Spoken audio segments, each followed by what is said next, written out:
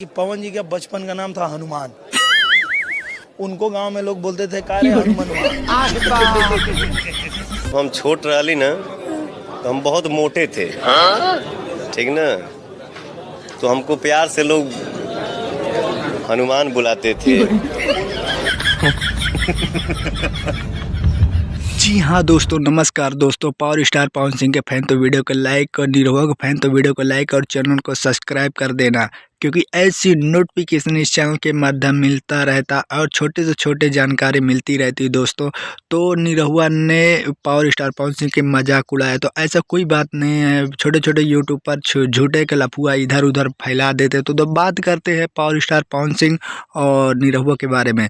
तो निरहुआ ने एक क्लिप्स वायरल हो रही बहुत ज़्यादा सोशल मीडिया में, क्योंकि पावर स्टार पवन सिंह का एक नाम था हनुमान। पहला मतलब पावर स्टार पवन सिंह का नाम हनुमान ही चलता था किसी फिल्म में।